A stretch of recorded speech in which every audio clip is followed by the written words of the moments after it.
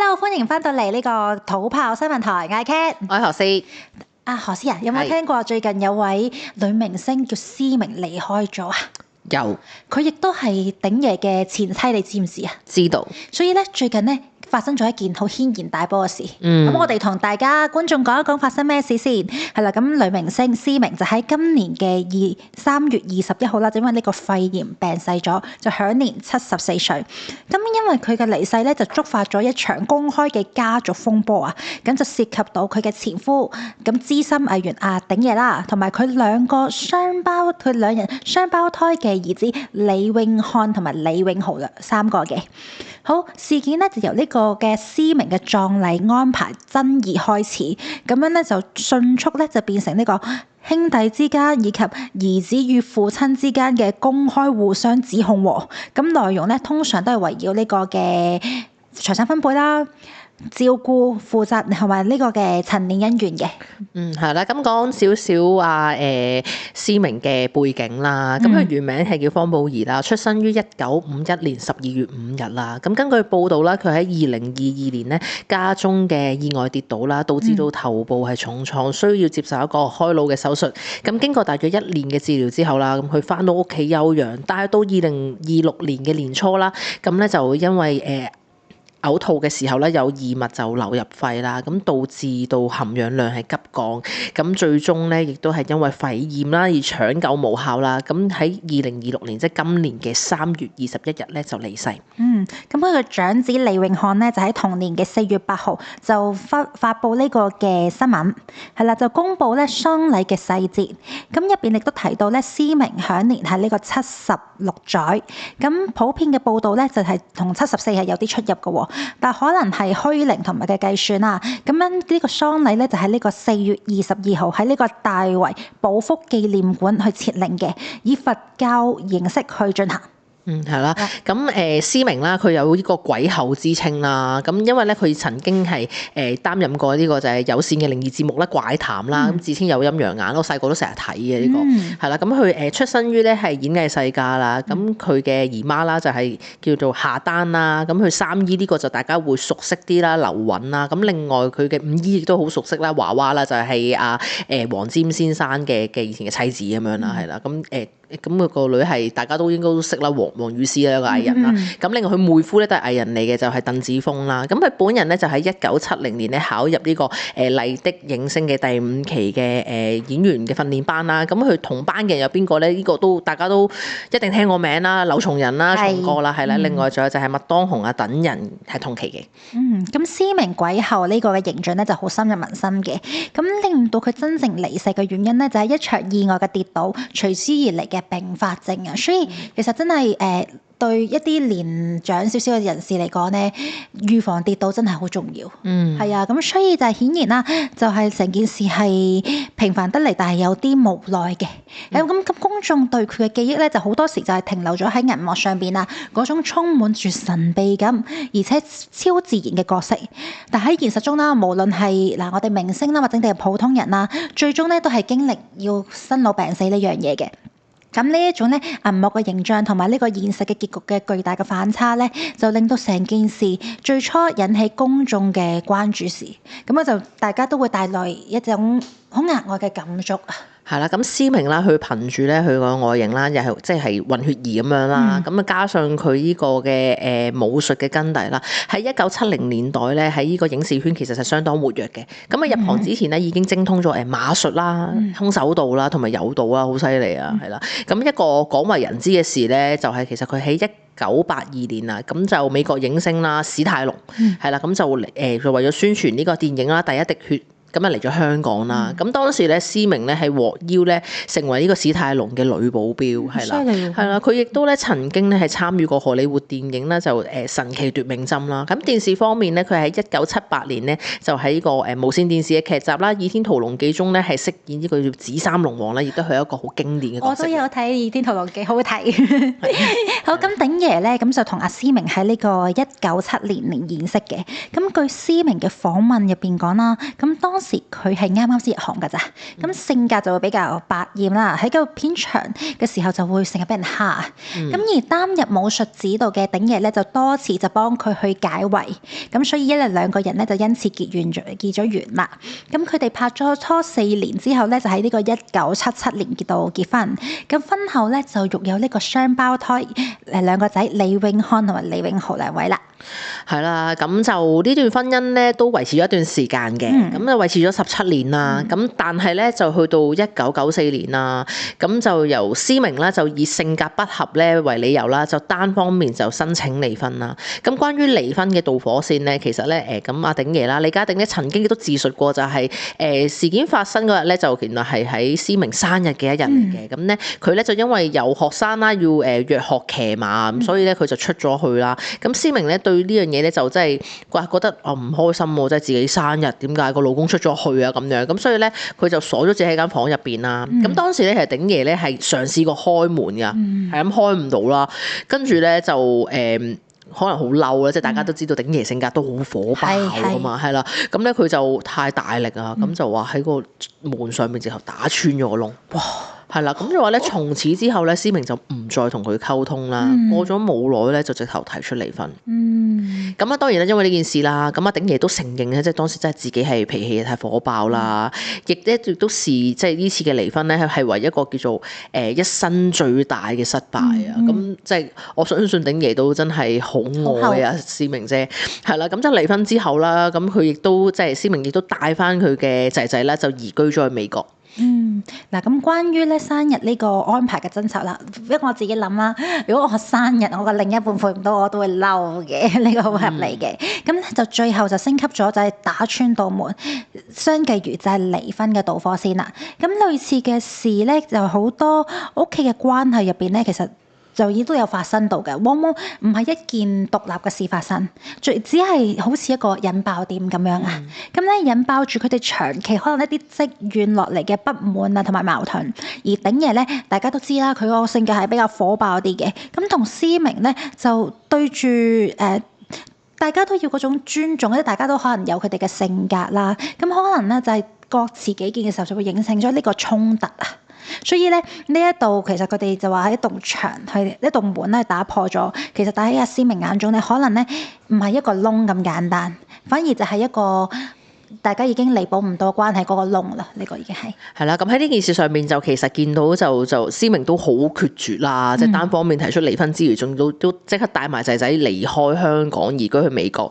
咁雖然離咗婚啦，咁但係其實佢哋兩個關係咧就未完全斷晒嘅，係啦。咁就鼎爺啦，曾經係多次提出復合啦。咁近於咧係就1998年啦，即係佢單方面提出離婚之後嘅4年咧，係試過自己親自去美國想挽回呢段婚姻。咁但係咧，思明都係堅決係拒絕嘅。不過咧，但係咧，鼎爺咧喺經濟上咧就一直都有支援住前妻同埋仔仔啦。咁報道指咧，其實思明喺美國回港之後咧，咁咧鼎爺係曾經支付係多達係幾十萬嘅港元啦，咁為佢嘅屋企咧就係做啲咩咧裝修啦，而且亦都幫佢交租啊咁樣啦。咁思明姐咧其實亦都喺訪問中裏邊咧就形容咧鼎爺其實係親人啦，但係咧就已經無法做朋友，即係都好明確就係始終都係小朋友嘅爸爸媽媽，咁所以就視為一個親人咁樣。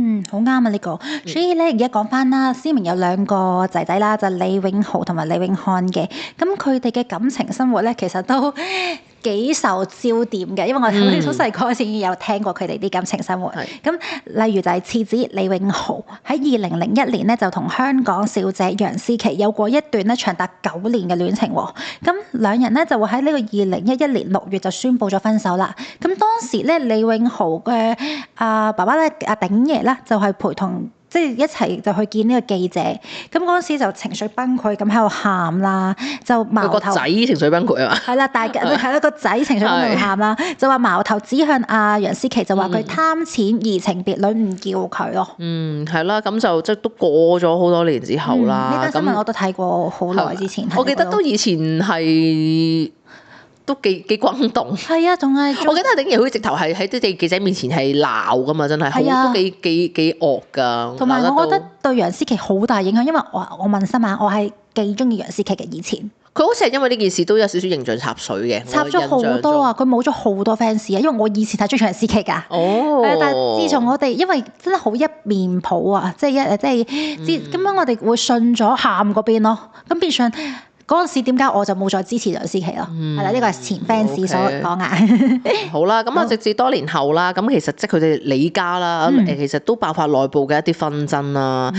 咁就係咩咧？就係楊思琦咧喺2011年嗰陣時咧就接受咗雜誌嘅即係週刊訪問啦，嘅內容咧就俾網民咧就重新再挖掘翻出嚟啦。咁喺訪問中咧，佢咧就係否認佢係貪錢啦，並且透露咧其實分手咧係涉及多個家庭問題，咁包括啲咩咧？就係話原來佢哋李家咧家庭關係係惡劣啦，咁時常咧係會有激烈嘅爭吵啦，甚至咧亦都咧有講過話李永漢係會打佢嘅前男友李永豪嘅，係啦，咁佢都表示啦，就係咧李永豪咧亦都係將所有嘅收入咧都係要上繳啊，咁但係仍然都係俾佢嘅媽媽係嫌棄啦，跟住經濟非常之拮據啦，令佢係覺得睇唔到未來，係啦，咁啊就呢件事睇就都爆咗幾多嘢出嚟真係。嗱，其實都好明顯係好似好各執一詞嘅，係啦，咁當時我哋知道嘅就係咁樣啦，係啦。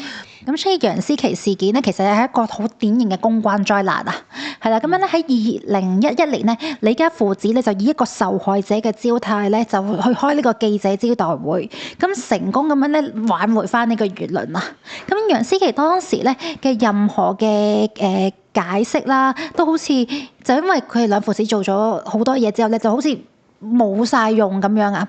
咁經過咗10幾年之後，直到李家依家內部嘅問題咧，佢哋先一開始披露嘅時候咧，公眾再望翻轉頭嘅時候，就發現其實原來楊思琦想當年講嘅嘢係真嘅喎，係啦。咁所以變相咧，呢件事係反映咗就係公眾喺接收娛樂訊息嘅時候，其實係好容易俾一啲情緒啊，或者係片面之詞去誤導咗。你覺唔覺啊？喂，不如問下你啊，你前 fans 係你而家知道咁樣，你有冇少覺得對唔住你前偶像？少少㗎，真㗎。嗱，即係嗱，其實當年咧，我睇呢件事咧，我就真係第一就係唔會有任何意見啦，同埋亦都知道就係始終即係呢啲咁公開嘅嘢，我有時都會諗就係會唔會將即係始終藝人都係一個人，佢哋都有私隱，會唔會將所有嘢講出嚟咧？咁樣成，同埋咧，其實咧，即係我當年睇啊，我係都覺得即係咁佢哋嗰時咪即係即係話楊思琦係咩貪錢嘅，係即係我所以呢個就係其實如果人哋貪錢一開始就唔會同李永豪一齊啦，所以呢件事即係我當然我當時就冇咁大個啦，但我都會有咁樣嘅揣測咯。同埋佢哋一個好差嘅一樣嘢咧，就係咧，因為咧佢哋講楊思琦係移情別戀啊。即係我覺得咧，你貪錢咧係喺我角度啦，貪錢你冇咁大罪，但係你移情別戀，你即係你唔忠心啦。呢件事其實係喺好多 fans 即係你中意你嘅時候，覺得你純潔嘅時候，原來你係一個咁樣嘅人嘅時候，我哋會好失望咯。咁當然啦，依家睇翻嘅時候就覺得原來一切都係怪錯咗。係咯，同埋即係我哋依家都有翻咁上下歷練啊嘛，個人咁就開始覺得就其實感情其實自由嘅，咁真係唔中意分手都其實冇即好正常嘅一個流程。只不過如果你話要講翻呢件事，就可能當時佢哋大家都處理得唔好咯，即係可以用更好嘅方法去處理啊。不過依家俾翻楊思琦一個公道，我覺得都唔錯，係啦。公唔公道就唔講啦。咁我哋睇埋落去講埋佢個大仔啦，即係阿李永漢啦。咁佢嘅感情爭議咧就更加有戲劇性啦。咁就相信大家應該都心裏有數，知道想講咩㗎啦。咁就喺2002年啦，佢就公開咧聲稱自己咧有呢個天通眼喎，係啦，即係阿媽就陰陽眼，佢就天通眼嘅。咁咧就咧睇到咧自己咧就同藝人鐘欣桐阿嬌啊，就有呢個宿世姻緣。佢哋都講咧話阿嬌咧係佢前世嘅老婆。隨後咧佢就展開追求啦，包括啲乜嘢咧？佢拎住支玫瑰花啦，喺阿嬌屋企樓下等啦。亦都帶埋一個叫做自編嘅劇本啦，去到阿嬌嘅經理人公司，我諗係英皇啦，或者係啦，咁要求合作啦等等嘅。咁當時咧，阿嬌咧都有公開回應嘅，係啦，咁阿嬌咧就希望對方就死心啦咁樣。咁呢件事咧亦都咧令到李永漢咧就俾大家咧即係媒體咧都冠以為叫佢做咩咧，就係阿嬌前世老公呢個稱號係啦。我知啊，問你啦，我聽到呢度，你係阿嬌，你會點？我好驚咯會，你會好驚？你對住呢個前世嘅聲稱前世老公，我會好驚啊！最驚之外，你會點樣做啊？你仲會？就好似背後佢有啲勢力咁樣喎。嗱係嘅，咁但係我覺得咧有樣嘢就佢有勢力都冇咁驚，就係因為佢公開咗啊嘛，係有記者報道啊嘛，咁就 touch wood 即係有咩事就好似都容易會 link 到過去。但其實我諗翻好奇怪嘅一樣嘢啦，你公開咗，你話人哋係你前世妻子，我覺得你係咪即係覺得自己公開咗就代表呢件事一定會寫得？我有種咁嘅疑惑，又講就係嘅啦，真係。唔係啊，意思係有記者公開報導咗，如果真係有啲咩事發生，都會有門路先咯。係咯，但係就真一定係驚㗎啦。但另一樣嘢咧，就係好彩另一個人都係一啲叫做公眾人物，係啦，公眾人物。起碼我摸清佢底牌。係啦，你諗下，如果係一個唔知咩人，都係一個瘋狂 fans 咁樣，仲驚。係。呢個係真係啦，呢個都真嘅。嗱，咁因為呢件事啦，咁其實咧當年啦，其實思明咧後嚟咧就喺訪問中咧都曾經咧為佢個大仔李永漢咧係有做過辯解嘅。咁就指呢件事咧，其實就係呢啲媒體誇大嘅渲染啊咁樣咯。係啦，咁就。跟住就平息咗咁樣啦，我諗件事就係都係啦。咁我哋講翻佢哋兩兄弟啦，咁佢哋嘅關係咧，其實喺2021年咧，其實已經出現咗呢個裂痕㗎啦喎，亦都喺母親思明離世之後咧，就徹底公開化佢呢種裂痕。咁事情嘅轉捩點喺邊度咧？就喺呢個22年嘅8月，李永豪同台灣籍嘅女朋友咁就註冊結婚啦。咁當時母親思明同埋哥哥李永漢咧，就全家都竟然缺席婚禮喎，哇！如果我係都幾唔開心，如果成家都唔出席我婚禮，即係得老豆嚟啫，係啦，阿哥同阿媽都唔嚟。係啦，咁成件事就真係令到外界好大嘅揣測啊！咁同年嘅12月咧，思明就意外跌倒入院啦，而李永豪佢接受訪問嗰陣時咧就話對阿哥好不滿啊，就向外界咧透露咗媽媽個病情，係啦，咁所以兄弟咧就斷絕咗聯絡2年啦。係啦，咁啊傳出啲咁嘅消息啦，咁到依家啦，真係思明離咗世啦，咁呢個矛盾咧就直頭真係全面爆發啦，係啦，咁啊負責搞喪禮嘅李永漢啦，即係阿哥啦，係啦，阿哥咧就直頭咧公開宣佈啊，就係禁止呢個佢個弟婦啊進入靈堂啊，咁其後啦，咁啊鼎爺咧亦都公開接受訪問啦，亦都指責佢個大仔兩夫婦啦，就聲稱佢哋咧係原來係隱瞞咗阿思明嘅死訊啊。10日咁多，係啦，咁咧，而且咧亦都將阿思明嘅積蓄啦，大約有200萬嘅港幣咧，係拎走咗啦。咁咧之後咧，阿李永漢啦就即刻再反擊啦，就話阿鼎爺咧係俾細佬操縱住嘅，係啦，操控咗佢啦。咁樣亦都講咧，就話咧係細佬佢哋兩夫婦咧就喺戶口拎走咗300萬，又曾經咧問阿鼎爺攞300萬分家咁樣，好溏心風暴。咁我就調翻轉頭喺度諗，究竟係發生啲乜嘢事會導致成家都唔嚟出席婚禮咧？係啦，咁就睇下會唔會係啦，我就覺得呢件事好匪夷所思。嗱，咁一場喪禮入邊咧，本應就係家庭人一同喺度共度去念舊啦，跟住同埋就去彌補以前嘅傷痕嘅一個好好嘅時機嚟嘅。但係喺呢一單案入邊咧，就竟然變咗呢個公關嘅決裂同埋互相嘅抨擊攻擊喎。係啦，咁喺靈堂入邊有個禁令啦，同埋呢個隔空嘅金錢嘅糾紛。係啦，而呢種行為咧係極具呢個傷害性嘅。而當呢個家庭糾紛咧公諸到呢個媒體同埋公眾嘅時候咧，咁呢個家庭成員之間啊，佢哋所有嘅基本信任其實已經係完全冇晒㗎啦。其實無論誰對誰錯都好啦，當中涉及咗幾多嘅誤解啊，成個家庭嘅聲譽啊同埋關係，其實去到呢一刻咧，都真係彌補唔到啦。喂，其實我又想講咧，我真係唔認同喪禮係可以修補裂痕嘅。我印象中我參與過嘅喪禮唔多，係我聽翻嚟啦，種種加埋咧，喪禮咧就一係就冇事冇幹，亦都唔會修補，但係絕大部分咧都係會令到家庭破裂嘅。誒，有冇古仔可以聽下？唔使咩故仔，我諗啲聽眾大家都會覺㗎，即係喂現實啲講，一死人咪分身家咯。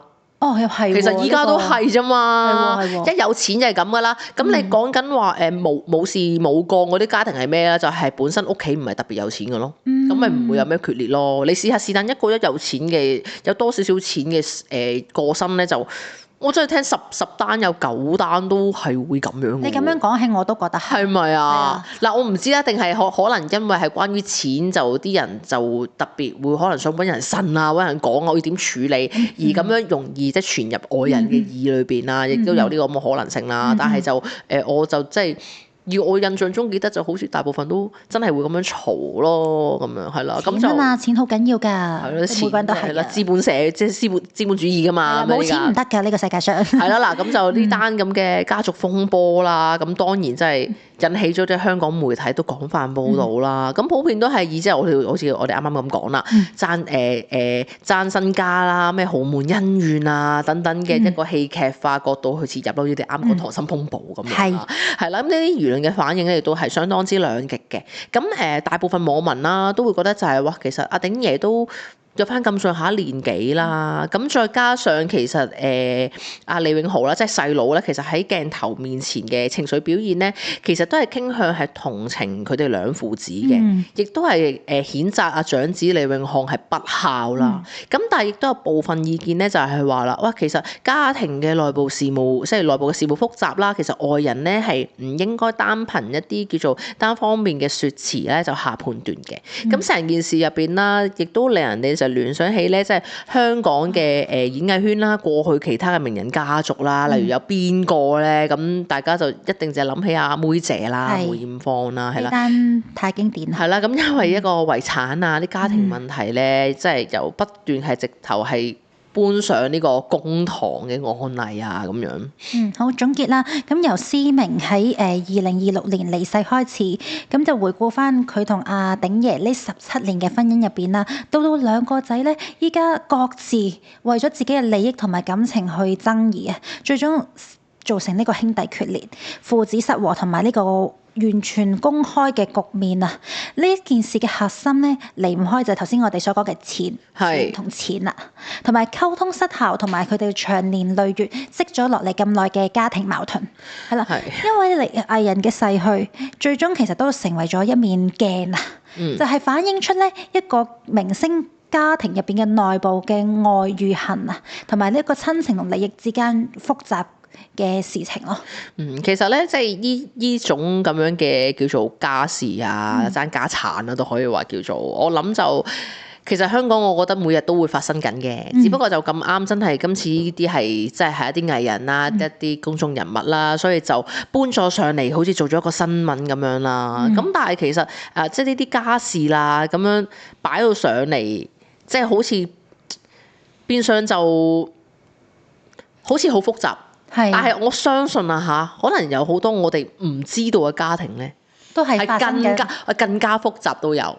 係啦，即係咁樣啦。咁嗱，我哋啱啱其實睇到啲資料咧，就見到哇，即係阿鼎爺都好，即係好有情有義，好重情咧。即係睇到佢就係哇，原來離咗婚，即係試過挽回一個婚姻啦，亦都即係一個咁嘅大男人，一個咁火爆性格嘅鼎爺喎。即係我啱啱睇到個新聞，我都覺得哇，佢真係好愛佢前妻，即係竟然佢會放下佢嘅面子，咁樣走去要求復合，咁就係當然啦。咁即係阿思明姐都唔係普通人啦，咁犀利都做到史泰龍嘅女保鏢喎，咁樣咁就唔應承啦。咁即係一個好犀利嘅人啦。咁同埋再加上就啱啱聽到就原來佢哋離咗婚之後啦，佢都依然有再繼續即係叫做經濟上有支援翻前妻啊。呢個真係有情有義。係啦，即係所以係一個非常之重情嘅人啦咁樣，咁都我哋就睇到咧，就係哇佢咁重情啦，但係原來阿鼎爺除咗重情之外咧，哇佢個即係佢個出身咧，原來都唔簡單嘅喎，係啦，咁就我哋揾到啲資料啦，咁就原來啦鼎爺個爸爸咧係廣州西關嘅一個好富裕嘅大地主嚟，係啦，咁屋企係做啲咩嘅咧？就係經營酒家啦，話麵粉啊、醬油啊，即係做好多唔同嘅生意嘅，咁同時啦，亦都係一個亦都係嶺南大學嘅校董咁樣啦。咁阿鼎爺咧，佢其實佢童年嘅時候咧，係喺啲大宅度度過㗎，係啦。咁即係話屋企都真係都好有錢咯，我諗到大地主係啦。咁就據翻佢個憶述啦，咁佢就話咧，原來佢個大宅咧係都話達到成20萬平方尺嘅喎，係間好大屋啦。咁咧，但係咧去到咧1953年啦，咁就因為中國大陸啦進行一個叫土地改革嘅運動嘅時候咧，佢哋家族嘅財產咧就被充公。係啦，咁所以咧就導致到咧就係嗰陣時咧鼎爺得8歲嘅啫，就跟住屋企人咧就逃離咗，就嚟到呢度香港啦。咁就見到就係佢由一個叫做即係富家公子，到依家話真係嚟到香港8歲啫，一無所有啦。咁而且咧佢哋全家人咧仲係一家人係棲身喺邊度咧？就係喺何文田一啲幾十尺嘅嗰啲沙磚屋。係啦，咁即係生活其實真係話簡直係好似由天堂跌翻落地面啊！去到咁樣啦，咁所以呢啲經歷咧就其實都好影響阿李家鼎個性格啦。咁令到佢自細就會明白就係喂，原來係好話世途險惡過個世界，同埋錢係好緊要嘅，即係呢樣係由細已經知道嘅嘢啦。所以都係驅使到佢就係話嗰時年紀輕輕啦，就已經投身做呢個龍虎武師呢個行業。即係以前嚟講，其實係好高風險、好危險嘅。所以其實佢係好細個開始已經好生性。係啦，即係嗱，但係呢一行就知啦，仲要即係以前鼎爺嗰年代就係高風險，但係好高收入。係啦，所以咧佢咧就已經細個咧就自己一個人係撐起成頭家，好生性，好叻仔咯。冇錯，同埋個時勢都造就咗佢呢個英雄出嚟。係冇錯，係啦。咁就嗱講咗少少鼎爺個 background 啦，即係原來係咁樣啦，都係咁。再加上即係今次呢件事啦，咁其實哇，即係呢個點樣講好咧？真係其實佢個大仔。呢個行為咁樣即係呢場，我覺得可以叫風波啦。喺依家咁樣講就佢呢種係咪叫孝道啊？應該係話，即係如果用即係佢有冇孝道咧？佢又好似好錫阿媽喎。咁但係嗱，佢依家做咗嘅嘢就係喂隱瞞咗死訊。同我老豆喺度爭執等等咁樣，咁就其實係，我覺得係有少少就係反映咗個香港社會啦，即係特別就係一啲叫做中老年群啦，咁依然都係其實係非常之重視子女咧對呢個父母親嘅順從啊，同埋供養啊咁樣咯。係啦。但係另一個角度去睇啦，現代家庭嗰個關係啊，成日都而家係好強調一個平衡嘅溝通同埋平等啊。咁當父母咧有陣時咧對啲子女喺現實生活咧個期望過高啦，同埋咧佢哋會發生衝突嘅時候咧，成日都會用一啲叫做孝順啊，或者你不孝啊呢啲咁嘅標籤咧，咁就會落咗去個小朋友嗰度，係啦。咁其實將呢啲咁嘅標籤夠唔夠去解釋呢啲所有嘅矛盾咧？即係可能一句你要孝順，你就聽我講嘢，係啦。咁樣跟住其實有少少，我覺得有少少是情緒勒索嗰邊啊，係啦。咁呢一場爭議啦，就好似一個觀察緊一個傳統嘅價值，同埋依家現代家庭關係嗰種衝突嘅不同嘅案例啊。你點睇啊？呢一方面，即係其實以我哋知道嘅嘢啦，即係淨係依家媒體又宣佈即係知道佢哋嘅情況，我諗真係其實唔係一日半日嘅事咯。係，即係我諗都已經其實嗰個問題一直喺度，依家係佢哋係滾雪球咁滾到咁大。係，咁就滾到個位就係依家死咗人啦，就所有嘢全部掟晒出嚟，即係嗰個情況就係咁樣咁。孝順要有嘅，咁但係你話我係咪話我真係話長輩講啊就要聽晒咁成，咁你都要衡量邊啲嘢做唔做，即係例如啦，譬如啱啱講啦隱瞞死訊呢樣啦，咁我覺得。就算個關係幾差都好，在情在理，咪 send 個信息咯。即係咪要去到阿媽死咗10日個老豆都唔知咧？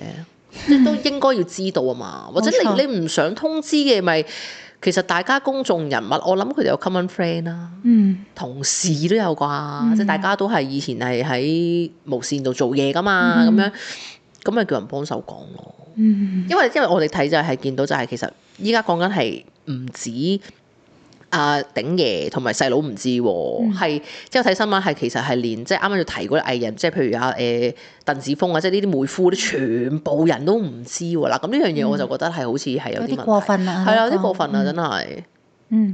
係咯，認同嘅呢個位置係啦。咁所以其實咧，我反而係睇到多一樣嘢啦。咁透過阿鼎爺呢件事，即係屋企呢件事咧，其實好好就係反映翻依家其實我覺得係兩邊現代同埋舊嗰代都可以結合埋一齊啊。咁當然啦，孝順呢樣嘢係要嘅，但係咧同一時間係咪應該自己父母都要真係俾個小朋友發聲下咧？即係其實我會諗翻起就係可能因為以前佢哋比較傳統嘅社會啊，咁樣就話你唔聽話就要打，你唔聽話就要孝順，即係就等於唔孝順。咁樣我就覺得你唔好，跟住個小朋友就一直壓抑到依家，咁就造就咗其實阿思明佢未走之前，其實兩兄弟已經破裂咗，即係對屋企有好多不滿。其實就係由個根做起咯，所以我覺得冇話邊一邊係唔啱，我覺得係兩邊都需要結合咁樣咯，要傾咯。但係就真係嗰個問題，我諗都係可能。根本啊，去到根本可能係由其實佢哋未離婚已經有開始慢慢開始走出嚟嘅啲嘢，即係咁兩公婆都係啲性格比較火爆，佢哋啱啱咁講，可能其實佢哋兩兄弟細個已經完全唔可以出聲啊，即係一係就老豆打，一係就阿媽打咁樣，即係有啲咁樣嘅嘢走出嚟啦，可能咁啊。另外啦，就嗱呢啲都係一啲家事啦，咁亦都即係大家就講緊就話，其實呢啲公眾人物嘅家事咧，咁公開其實話好唔好啊咁樣，即係譬如呢家鼎爺啦同啲仔啦咁樣，即係互相其實依家咧，我覺得好搞笑嘅。佢哋即係之前啊，即係最初頭嗰陣啊，佢哋一直都冇正式對話噶嘛。其實係好似透過媒體當係一個傳聲筒咁樣咯。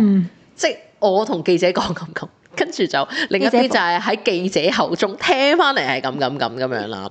咁啊，所以其實叫做好似將所有家事徹底公式化咗，好似我哋都身在其中咁樣啦，直頭係。係咯，咁即係支持者啦，即係有啲人就覺得要公開咁樣啦，咁就係覺得就係話其實係尋求即係尋求一啲公眾嘅輿論支持啦，都係討回公道一種方式啦。即係特別就係咩咧？就話當事人依家真係感到孤立無援嘅時候啊嘛，咁樣咁都係嘅。其實都有諗就係我諗鼎爺啦，咁大個人，即係之前都一直有提過，就係佢一個都比較大男人啦，同埋一個咁火爆性格嘅人，哇！竟然會喺記者面前將自己真係屋企內部嘅事，佢依家真係好似喂除晒衫咁樣喎，係赤裸地攞晒出嚟喎，即係跟住因為今次呢單唔同嗰陣時話咩楊思琦分手啊嘛，佢嗰時唔會講咁，即係佢嗰時都係指控啊楊思琦啫嘛，佢唔會講自己屋企嘢咁嘛。咁真係可能佢真係孤立無援啊！係啊，咁樣。咁另一邊反對嘅咧就認為啦，家事一旦公開咧，就會俾呢個傳媒媒體啊、網民咧就無限放大啊，將成件事甚至乎去扭曲咗啊，對於所有嘅家庭成員啦，甚至乎係嚟緊嘅下一代，都造成咗呢個冇得磨滅嘅一個傷害。咁呢一種咧叫做好似審判咁樣嘅，往往其實都冇呢個贏家，只係會令呢個家庭嘅關係係更加差咯。我其實你問我就都覺得唔好公開㗎。我都覺得係唔好。公眾人物都係人，同埋佢哋嘅家事我哋冇需要知噶嘛？你話除非佢犯咗法，即係嗱，你真係犯法嘅事，咁即係講緊係關於公民責任事嘅嘢，咁啊當然有必要公開啦，因為咁譬如即係你做一啲公眾人物啦，咁樣你有 fans，咁啲 fans 群有好多，有大有細，咁我當即係可能求其咁樣講一單，可能我當係醉駕咁樣嚟講先啦，咁樣或者危險駕駛咁樣，咁呢啲你真係犯咗法啊，影響到嘢，咁呢啲我覺得就需要公開，要講發生咩事咯。咁但係你講緊依家其實佢哋所有嘢都係講緊屋企，即係啲財產分配啊等等嘅嘢，其實唔關我哋事噶嘛。呢啲嘢好似唔使講出嚟。或者另一面睇咧，會唔會其實佢哋選擇公開？我自己企喺另一位睇下，係會唔會因為佢哋寧願我哋依家挖穿個肚皮俾你哋睇，好過你哋咧喺度生安白做？係啦，跟住加上頭先我哋又講到啦。你話鼎爺大家都知佢係一個好火爆啊，係咪好獨立、好強嘅人？佢竟然係同出邊人講喎，咁我覺得以佢角度站翻佢角度，佢係話覺得怕咩俾人知啊？事實我就講出嚟，我寧願我講出嚟，你哋笑我好過你哋係咁作嘢咁樣咯。呢個原因咯，我自己覺得可能係另一面，呢個係另一面個好處係啦。嗱，即係當事人先知啦，咁樣就即係所以就都，我覺得就即係睇下仲會唔會再有新報道咯。咁但係嗱，某程度上啦，我亦都覺得公開咗，其實就有時啲報道咧都會搞到成件事又再發大啲，係啦，越發越大嘅咁樣係啦，咁就即係啱啱就講開楊思琦啦，咁就即係呢件事啊，即係就其實就令到即係。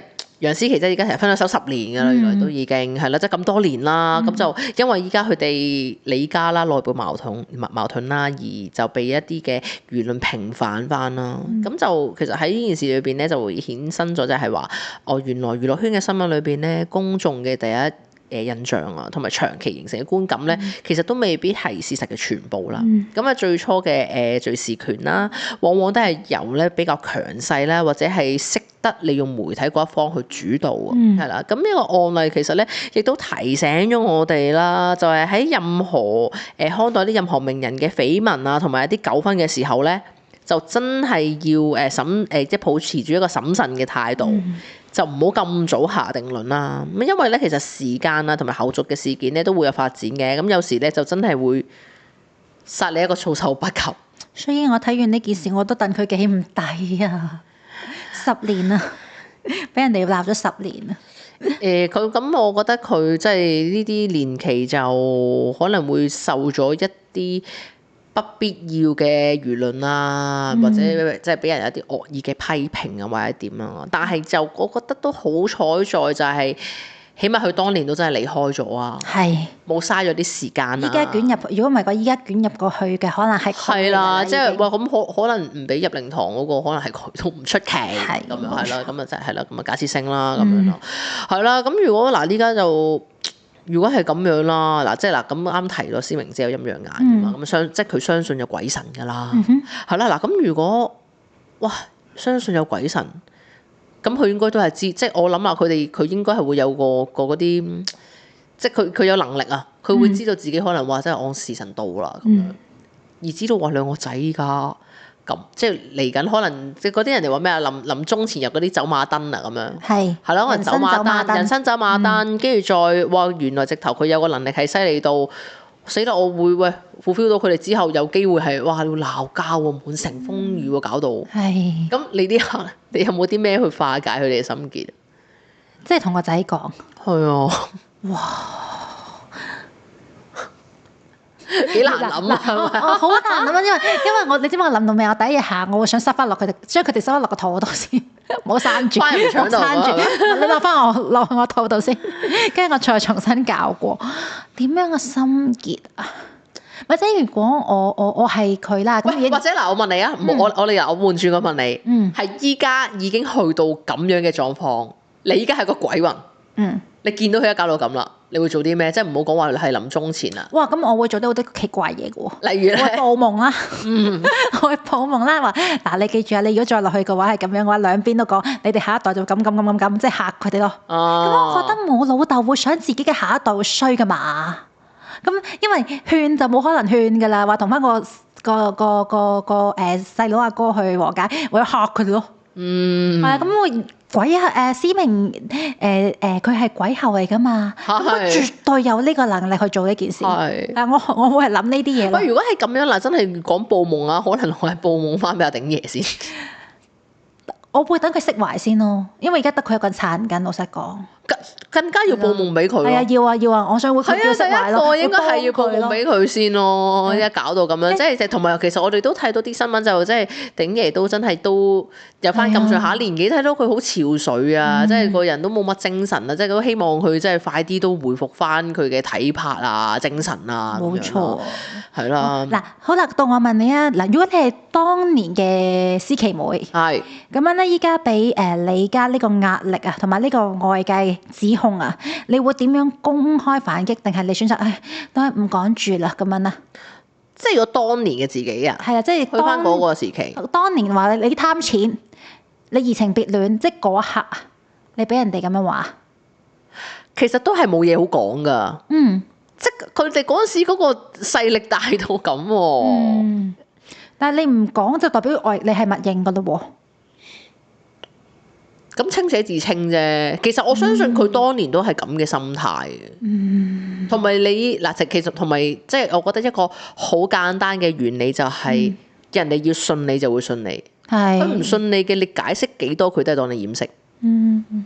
係啊，咁我覺得佢當年都處理得幾好啊。佢過咗一段時間叫做淡化咗少少，佢先至再回應噶嘛。即係又唔係話隔咗好耐年期，又唔係話過幾廿年先講咁樣。咁但係啦，當然啦，即係當年其實佢再出嚟再澄清嘅時候，其實就係我啱啱講嗰樣嘢，都冇人信佢嘅。係啊，所以就真係你講又係死，唔講又係死嘅，自己舒服就算咯。所以你會選擇自己舒服。係啊，自己舒服就算咯。好。即係我係支持佢當年嗰個做法嘅，所以即係佢過一排先咯，叫淡化咗少少先至講。咁你信唔信算啦，咁樣咯。或者其實我有另一個諗法，可能佢其實想當年想講嘅，但係有外勢力唔俾佢講。啊，唔出奇啊，都係咯，係啦。咁喺呢件事啦，咁大家見到就都係咯，滿城風雨啦，都算搞到。咁啊，大家咧即係有啲人都會講嘅，就話喂，其實鼎爺都成81歲啦，咁樣仲都要咁勞氣啊，個大仔係好不孝啊，咁就撐阿鼎爺同埋阿永豪嗰隻細佬。亦有啲人咧就好似我哋而家咁諗啦，依家先知楊思琦來咁慘嘅，忍咗咁多年，終於可以沉冤得雪啦！呢樣嘢都開心嘅，真係。係啊，咁但係亦都有人就即係都係好持平啦，就係講就話清官咧係難審家庭事啦，咁就話阿大仔咧都可能係有苦衷嘅，就唔好信晒啲一面之詞咁樣。咁另外有啲人就話啦，成件事根本上係錢作怪，所有嘅親情啊喺幾百萬面前啊，全部都係廢紙，好脆弱㗎咋。咁係錢係好緊要嘅呢個。嗱呢個就嗱咁呢個都啱，即係佢就話其實最慘就係阿思明姐啦，即係走咗都唔安寧啊，俾屋企人擺上台咁樣。即係係啊咧，一講到呢度咧，我就會你諗翻即係啱啱我哋有提過嘅事，就係其實阿細仔結婚嗰陣咧，其實思明同埋大仔係冇出現嘅。係啊，其實就究竟點解會冇出現咧？即係呢個好似到依家都係一個謎團嚟嘅，係冇人知點解會咁樣。我會諗一樣嘢，究竟係做咗幾咁差嘅事，先可以令到自己阿媽都唔肯嚟。嗱，自己阿媽都唔肯嚟。你係咁諗嘅，但係咧，我睇過啲報道咧，就話其實係大仔唔俾阿媽去嘅。哇！係啦，咁所以就話喂誰是誰非咧？就我諗當事人先知啦。咁樣有啲咁樣嘅事咯，係啦。咁亦都有啲人講啦，就叫佢哋就真係成家都咁多戲，不如開套戲俾佢拍啦，要 TVB 咁樣，即係咁樣嘅嘢啦。係啦。好啦，咁今日咧，我哋就仲有啦。嗱，依家啦，咁就我哋當有3個角色：鼎爺、大媽、細媽。其實咧喺呢一場咧家庭風暴入邊咧，你會覺得邊個最值得同情啊？何師你覺得咧？我冇啲咩覺得㗎，其實我講晒啦。不如大家觀眾留言啦，喺下面大家討論下啦。留言啦，咁我哋就好啦。咁今集嘅我哋又去到差唔多啦，咁我哋下集再見。好，拜拜。